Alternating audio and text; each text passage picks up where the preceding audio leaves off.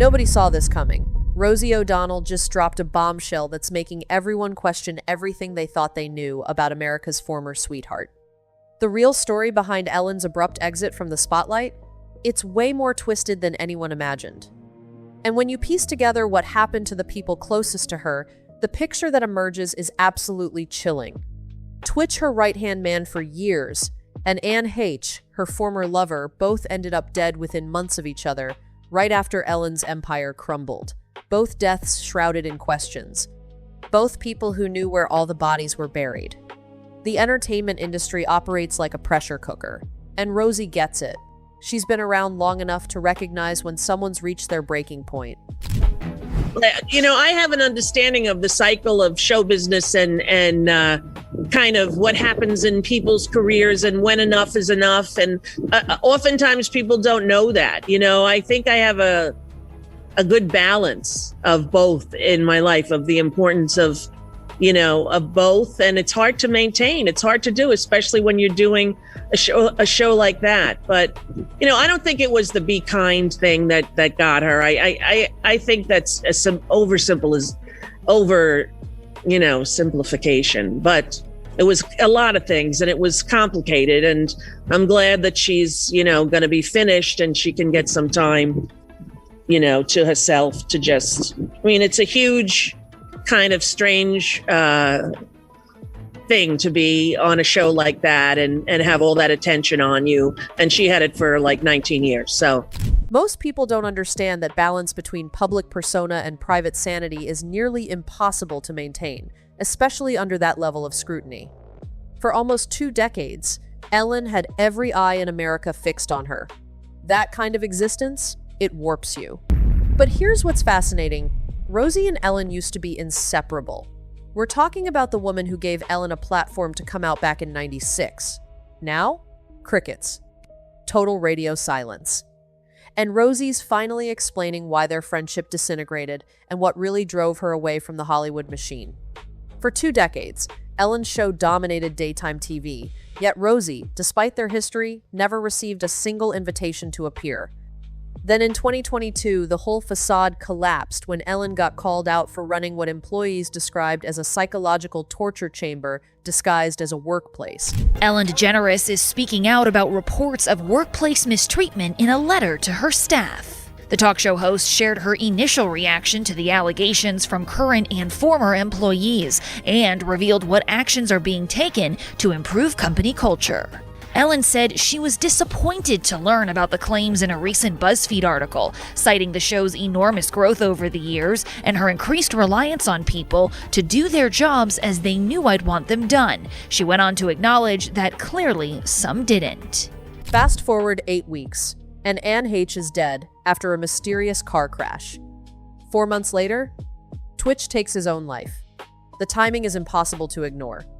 Warner Brothers scrambled to do damage control, claiming they interviewed dozens of staff members and found deficiencies in day-to-day management. Ellen released a statement about being disappointed that people didn't meet her standards. I don't think you achieve anything by bullying people. In a statement to ET, Warner Brothers, the studio behind Ellen's show, claims they have interviewed dozens of current and former employees in the wake of these allegations. They say that during their investigation, it was revealed that there were some deficiencies related to the show's day-to-day management. And that moving forward, the studio and Ellen are committed to creating a workplace based on respect and inclusion. I stay grateful and I try to stay humble, and I think that I pay attention to what is important and what is real. These misconduct allegations stem from a BuzzFeed article that was published last week, which included anonymous accounts from a dozen former and 1 current employee. But let's be real, when a dozen employees come forward with similar horror stories, we're way past management issues. The details around Twitch's final hours are bone-chilling. He slipped out before dawn with just a change of clothes and a handgun, switched his phone to airplane mode to avoid tracking, took an Uber to a nondescript motel a mile from home, paid cash, checked into room 249. His wife raised the alarm immediately, noting 2 red flags. He never leaves without his car, and he never goes unreachable. We're learning more tonight about the tragic side of Stephen Twitch Boss and the detailed steps he took to hide his plans. TMZ is reporting when Twitch left his home the day before he took an Uber to a motel about a mile away. At the motel, he switched his phone to airplane mode so no one could reach him. The motel manager says he checked in under his own name and never left his room. We also now know that Twitch left a suicide note. Details have not been made public, but TMZ reports the note alluded to challenges Twitch had faced in the past. Entertainer Tyler Perry knows firsthand what that is like. I want to take you back to a time in my life where I tried to commit suicide a couple of times because it was so dark. I thought the only way to make this better, this pain go away, is to end my life. Had any of those attempts happened, I would have missed the best part of my life. Here's where it gets dark. Investigative sources claim Twitch left behind a note directly pointing fingers at Ellen as the catalyst for his despair. His wife confirmed he'd been under extreme stress related to something happening behind the scenes. Rumors suggest Ellen wanted Twitch to publicly vouch for her innocence regarding the workplace allegations to leverage his credibility to salvage her reputation. He knew too much. And apparently, that knowledge became unbearable. The void left by Twitch's death created a feeding frenzy of speculation. This was the moment when Ellen's carefully constructed, nicest person on television image was already fracturing.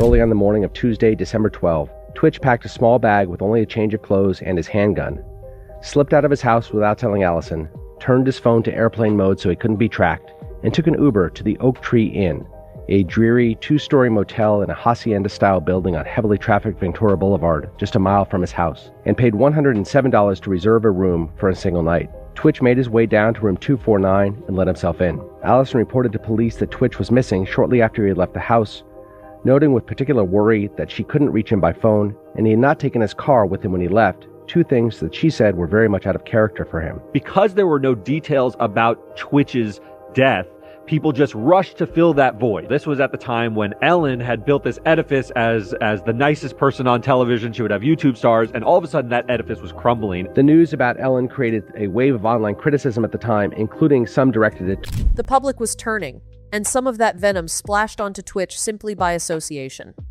But Hollywood's darkness runs deeper than one talk show.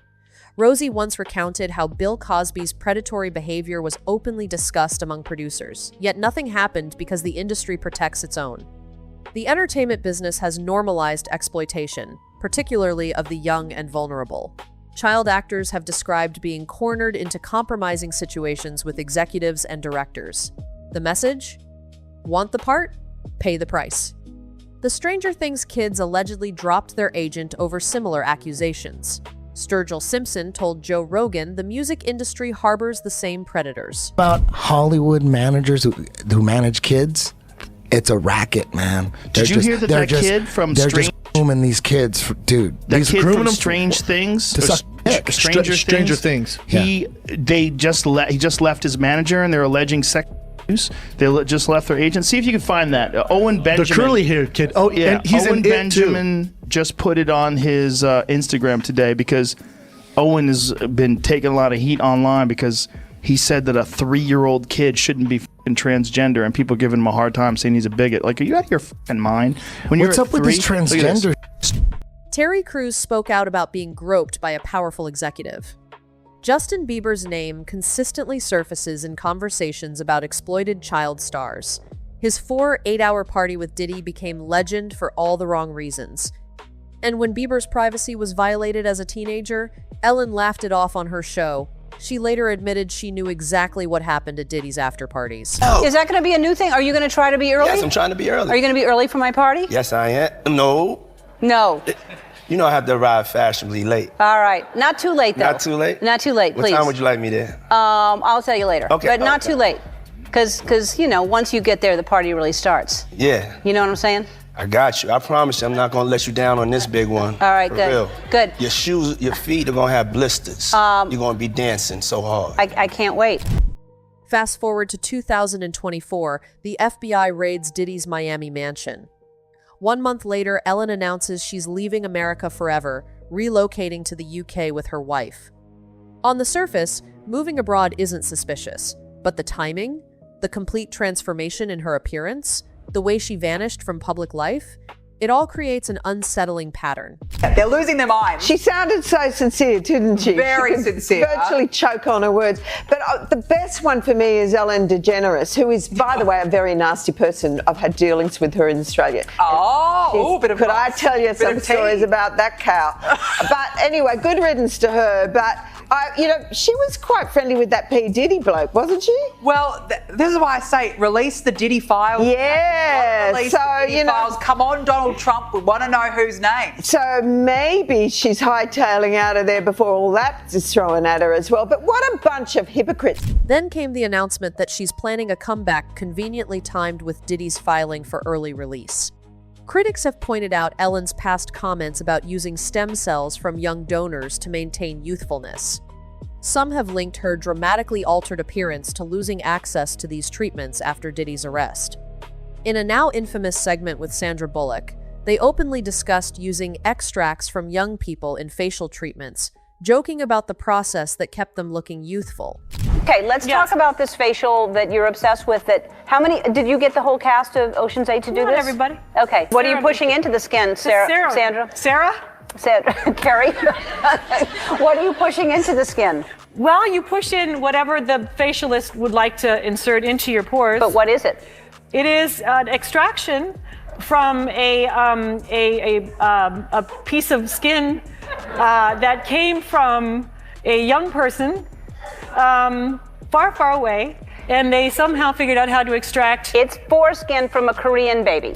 Look closely at Ellen's old set design. It eerily mirrors the temple on Epstein's Island. Look at it. Oh, well, you know where that is too, right? The similar image to that, right? No. I know Jamie does. What is it? It's on the set of a famous talk show that's now not on anymore. Oh, Ellen? Was that Ellen? Yeah. Really? Just look at the temple and then look at the...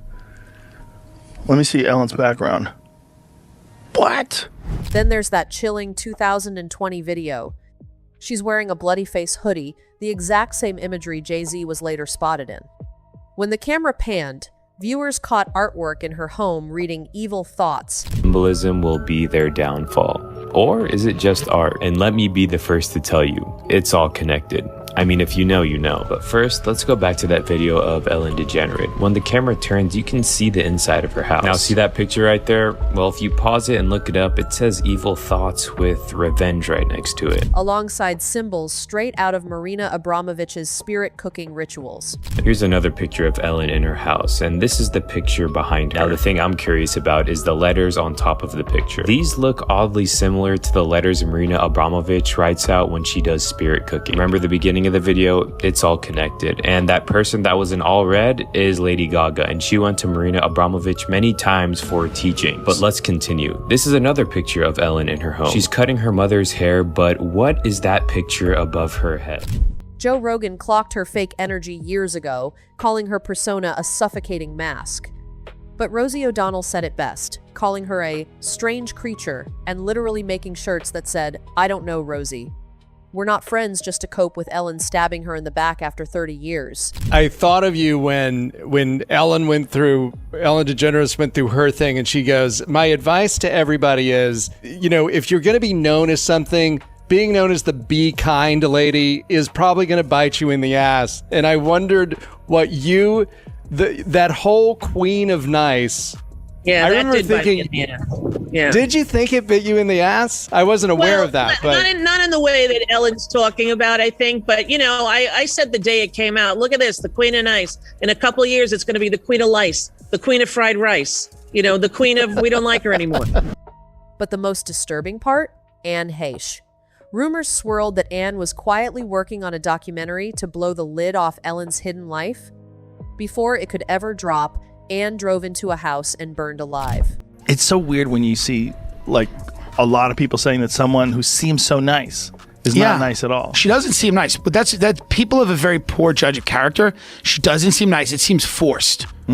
People that are like that all the time, she doesn't seem nice. It's very forced. And whatever, you're allowed to be a bitch, right? You're allowed to be a bitch. You're allowed to be nasty to people. You're accomplished. You're a comedian. You did the whole thing.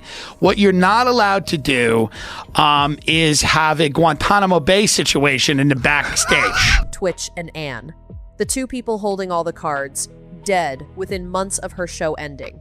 And this rot goes way deeper than one talk show host. When Harvey Weinstein was finally exposed, we found out his contract literally had a sliding scale for sexual assault payouts built right into it. It's an industry-wide protection racket,